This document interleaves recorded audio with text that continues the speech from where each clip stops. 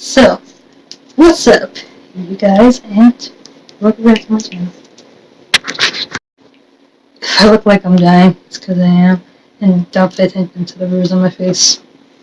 Long, painful story. So today's video is exciting because by the time you see this, it'll probably be Wednesday, or I might post it tomorrow. It's Monday right now, of course. But tomorrow, February 26th, is the 1 year anniversary of my spine surgery. So excited. Sorry, I accidentally moved the camera. Yeah, there we go. Okay, I tightened it. I'm just not gonna do anything. So this video is just basically me answering, some of the questions that I anticipate you guys probably have about surgery and stuff, since I didn't do a video of me going to the hospital, me getting ready, stuff like that. I just kind of wanted to take that time and, just drop up my mom, where else, I was getting ready to go back for surgery and stuff. And then, after surgery, I did not feel like filming. I didn't want anything in front of my face, I didn't want to film anything. Because it depends on how you feel, and I was, in and out of consciousness and stuff because of all the medication I was on, so, yeah. But, I'm going to start with question 1. So, the night before, what was it like? Because you guys are probably wondering, what happened in my head the night before, because I know I mentioned a lot that it was one of the scariest things I've ever done. So basically, what happened was, I remember, it was Monday, so the night before Sunday, I went to church and everything, and they, prayed over me and stuff, and hoped everything went well, and I did too. We didn't know how it was going to turn out, so you have to think positively sometimes. And right before, I did not go to bed at all. I stayed up talking to one of my high school friends, who I actually went to prom with, and we just talked all night. And he's like, yeah, I gotta go to sleep at work in the morning. I'm like, yeah, I'm gonna have surgery I think it was 4 hours or something, but I had to get up at 6 a.m. It was at 4 a.m. at that time. He was like, you have to go to the hospital at 6 a.m.? Oh my god, it's 4 o'clock. I'm like, yeah, no, I can't go to sleep. But eventually I did fall asleep. I was so emotionally drained because I was scared, and I don't know, it was just really scary. And I remember when I got there, the day of, I was horrified. I was like, I don't want to do this anymore, I just can't do it. But then we met all the doctor's appointments that they went into I want to say 12 appointments before the actual surgery, because you have to.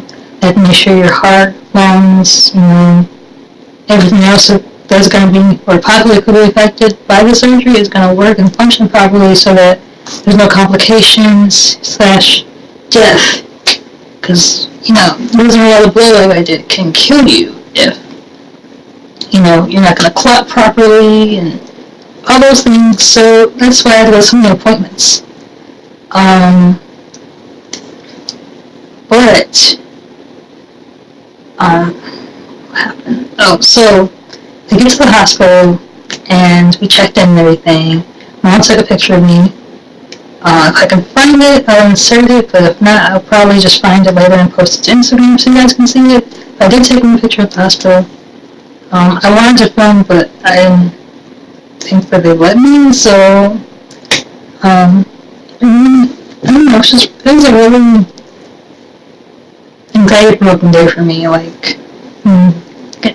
you cut open, surgery is, so that was scary. It's the second surgery I ever had, but the first surgery I've ever had for scoliosis, so, yeah, it was really crazy. So, to be fair, and we checked in, we had to sit and wait for a while, and what happened was, I think a lady came in, guys, I don't remember, and then we went back to this room, so they had me, like, take off all my stuff, and they had, like, a little, garment bag for all my clothes and everything, so we just put everything in there, and I put the little nightgown on and stuff, kind of got set up, and I started shaking, I'm, like, shaking right now thinking about it, I started shaking, I was like, oh my god, it's getting closer, like, it's coming, and, I started, like, on Messenger and texting people, like, hey, they're probably going to see me in surgery early. I don't think I'm supposed to go into surgery until, like, 10 o'clock, I think, but they have you get there early just in case, something happens, or they finish early, then they can just start on you. So, I waited for, I think they took me at, like, 9 or something like that? I don't remember. But I wasn't supposed to get, like, I was supposed to go into surgery until, like, 10 o'clock in the morning, so, I think they took me back at, like, 9 or, something like that, but I actually found out something about myself. If I ever get surgery or procedure again, or just get blood drawn or whatever, I can't have IVs in my hands, because what happened was, they stuck the IV in my hand veins, and almost blew out my veins. Like, I was wondering why when they kept pushing the medicine through my veins, it would hurt me, like really bad. My hands are really sore for, like a month after the surgery. I couldn't do this. Or, like, any of this. It hurt. Like, I couldn't really use my hands after the surgery, because they kept hurting me with morphine, and morphine goes in here. So, it's blow my veins. They almost blow my veins, like, getting ready for surgery, because they have to stick the IV in here. I think they stuck me, like, in this area, too. I don't know what that one was, but I know the IV and stuff, and the medicine went through here, and then I got stuck in here, the crease of my arm. What's happened? Then, they let my mom know, like, hey, we're gonna put her under, and, she has pain on my forehead and stuff, and then, like, think about her, they gave me the medicine, but they didn't give me the mask, they stuck it in IV in my hand. So I went back, and we were talking about, like, spring break and stuff, and, yeah, I didn't get to go outside for spring break last year, so I'm excited to get into it this year, yes. Cause last year, my first week home was spring break, and I wasn't allowed to go outside until week 34, so that was kind of hard, but, and my friends came to visit me and everything, and I had family come up here to visit too, so, I wasn't without anything fun to do, like, they came over, we hung out, watched TV, stuff like that, it was really fun. But yeah, I went back, all I remember is I felt really weird before they put me on the table. Now, I'll probably insert, like, maybe a picture of what this contraption looks like, and the whole thing is made up of, like, the little mats, and that's how they perform the surgery, so they warned me, like, hey, your face might be kind of swollen and puffy and stuff. My face was, like, up here. Wait, I'll show you guys up close. It was like this. Like, that's how bad my face was. And that lasted maybe a day or two, something like that. But yeah, all I remember is that, and then I I remember them at one point, they woke me up during the surgery, they said they're going to do that. They have to make sure you're breathing and stuff like that, make sure you're some kind of conscious even though you're kind of under of anesthetic. And basically,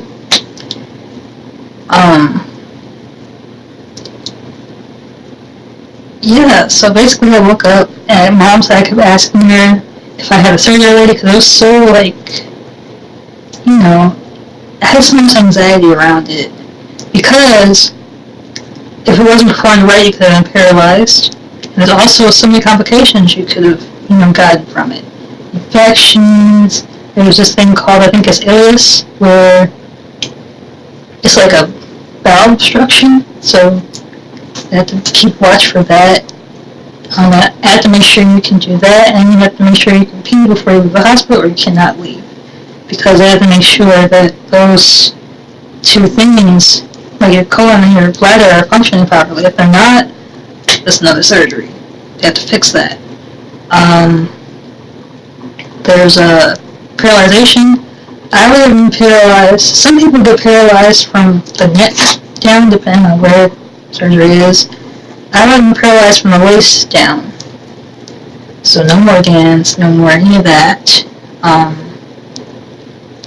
And that scared me because you guys know I love to dance. It's one of my favorite things to do. And there's other avenues of artisticness that, you guys know me for, like my art, my, my music, and, just other general stuff. And, like, for me, I wouldn't be completely myself without dance. Like, you can't have art without dance. Like, it's not a thing. Like, I wouldn't have felt like myself if I wasn't dancing. Because I love it so much. Like, I love dance so much. And, I couldn't imagine my life without it, to be honest. I've been dancing since I was 2. And I stopped when I was 13, of course, for a year. But I started dancing again at 14. Not really competitively or seriously, just for fun. Then a video came out, and then I just kind of got back into it all over again. But I couldn't imagine my life without dance. Like, that was my main thing. Like, will I dance again? Will I dance again? Will I dance again? He's like, yes, you will dance. You know, they'll do gymnastics tricks or big leaps and jumps, but everything else you can do. So, I have to make sure I do stuff and it's not like me bending too far or like twisting too far or anything like that. I'm going to show you guys what I can do since the surgery. Basically what I could do before. Cause like there's a lot of things I did before that I can still do, and there's things that like I can do now because of the surgery. So I'm gonna twist that at the end, but yeah. So looks weird. My face looks really puffy. Kind of is. It's all swollen. I don't know why. But yeah, that happened, and then when my aunts came to the hospital, I think I showed you the 2 pushings my Auntie Doria got me. I love you. Auntie Doria, she asked me around, like, where's she going? And I was like, she didn't drive me crazy for these pushings, so she got me 2 pushings. I put them in my mock interview video, so if you guys haven't seen my video, go check it out. But I put them in there. I still sleep with them. Every plush that I was given at the hospital, I sleep with. With the exception of one, because he's attached to a glass bottle with a straw in it. So, other than that, all the other ones I sleep with. My Rilakkuma, my pushings, I sleep with them. So yeah, and then I spent that day up until that Friday in the hospital. So, I spent most of that week in the hospital. I wanted to keep me until Saturday. My heart rate was way too high. I was like 186. I think that's the highest it got. 186. The lowest I got was like 169. But every time I got upset, anxious, the pain skyrockets your heart rate. So they checked me for heart disease, but that came back negative, thank God. And then they told me that I have tachycardia, which is basically just a fast or regular heartbeat, not caused by any pre-existing health issues or new health issues. So, but I know my anxiety doesn't really make it any better because my anxiety is horribly bad. So, yeah. So they kept me in the hospital because they kept doing running tests on me, and they all kept coming back negative. I was exhausted, just was like, oh my goodness, like, you guys are doing all these tests and they're coming back negative. Like, can we not keep testing me for things? Like, but I let them do it. Let me see. I wasn't allowed to eat that week either. Because just in case something went wrong and I had to go back in and fix something, you're not allowed to eat. So I had to take pain medication without any food. I had to wear a catheter. Don't like catheters. I don't like it. A lot of people don't like it, but I particularly don't like it. I didn't like it. It's customary because the first day or so, you can't get up and walk around and, pee on your own. You have to lay there and, until the nurse comes to get you and, helps you out of bed and stuff. So once I started moving around and everything more, they took it off me, thank goodness. And then, my incision is actually, maybe I'll take a picture and post it up here to show you guys, but my incision is actually from, the middle of my back all the way down, right above, my tailbone, and it's really long. People always ask me, are you ever get a tattoo? I'm like, I have two of them. Really? You got tattoos? I'm like, yeah, my two surgery scars. And hernia surgery when I was 5. And I still have a scar from that. And abdominal hernia, so I have a scar where my stomach is, lower part. And then I have my spine surgery scar. So, those are all the tattoos I need. They're permanent. Can't really get rid of them. And they let me know that I'm a lot braver than I think sometimes. And a lot stronger than I know. So, yeah. What else happened that week? I know I just said I couldn't eat anything. I didn't get to eat until that, I think that Thursday or Friday. I think it was Thursday. Yeah, it was Thursday, because my boyfriend came to spend the night with me that Thursday night. So I was allowed to eat crackers and Jell-O that night, which I was so happy because I was dying with no food. I was like, please feed me. Why don't they give me food? I was so sad. I cried the whole time I was in the hospital. Not every minute of every day, but I cried a lot in the hospital. I was sore and I just was not happy. So, and then Friday, before I got to be discharged and everything, I was allowed to eat my first breakfast, and I'll probably have some pictures of that. I'll probably do a layout of all the pictures I have from the hospital. There's a couple different ones. My favorite counselor that I told you guys about in my anxiety depression video came with me in the hospital. I was so happy to see her. Oh my gosh. I love her so much. I think I also talked about that in my mock interview video too, because I showed the Rilakkuma she gave me. She gave me a giant Rilakkuma just like a panda. And everybody that sees him wants to take his little panda suit out because he has a zipper on, but the zipper is just for decoration. It's not a real zipper, so I'm like, you guys are gonna freak up to do the zipper, but it looks so real, so everybody loves my Rilakkuma. He's adorable. Yeah. So, what else happened in the hospital? So,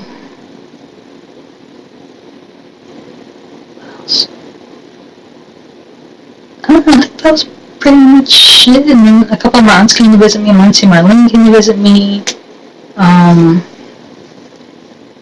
Who else came to visit? I know my auntie DeWitt came to visit me. Like, right after I got out.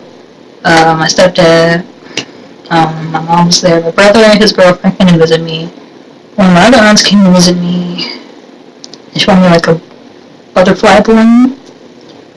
So it's like going from, she called it going from a caterpillar, which was me before the surgery. Now I've blossomed into this beautiful butterfly. I can do whatever I want now. Within reason, of course. No skydiving, no crazy, anything like that. No, jumping off diving boards, nothing like that. Yeah, no.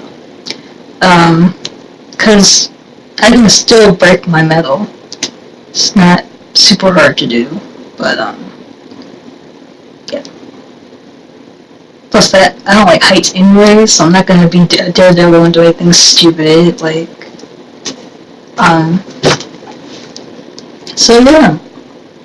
Basically the hospital, when I got home, I was sore. I couldn't, like, physically go to the bathroom for, like, except for the pee, for, like,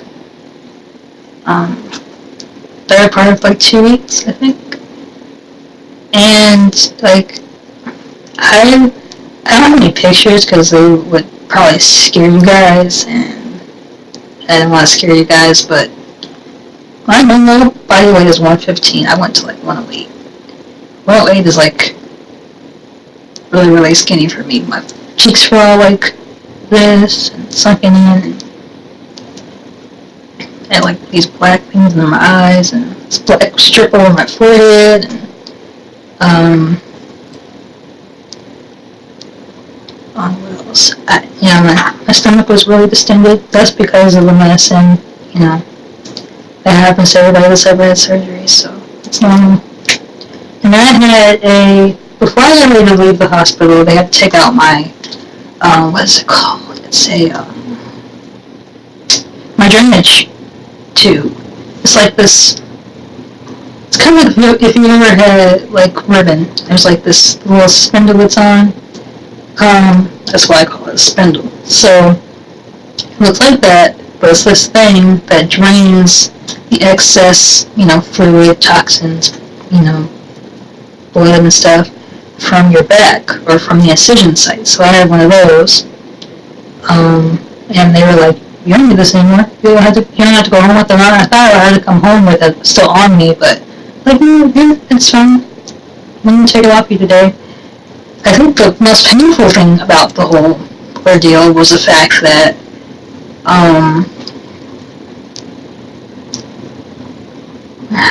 the most painful part of the whole ordeal was the fact that, when they had to change the doctors and nurse had to change my bandages. Cause I had, like, these little, what they call steri strips. So it's like this big Band-Aid strip thing that goes on your back, or in my case, my back. And basically what they do is they had it all taped around the strip so that nothing would come out and stuff like that. I didn't know it was taped. So, as my mom would put it, they like Brazilian wax to that thing off me.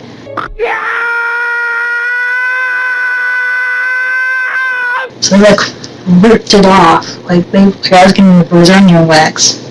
And I couldn't breathe, I cried, I was screaming, my boyfriend was still in the room, so he was asleep when he woke up to me, like, in pain, like, yeah, it was horrible. It hurt, and I was afraid when I got home to have my mom change my bandages, but it ended up being fine. It didn't hurt anymore after that. Because we didn't tape them down. We didn't have to, so. And then after 2 weeks, I was able to take them off. And then when I came home, well, I had to use them in the hospital too, but when I came home, I don't know if you guys have ever seen this, but if you have, this is a spirometer. So basically, I'm not going to do it because it's kind of dusty now since I've used it in like months, but this thing, you hold it, so you hold it here, and then your mouth goes on this. So you have to blow and get this thing, let me show you. So you have to blow and like get this marker here, and you have to keep it in between the two arrows here.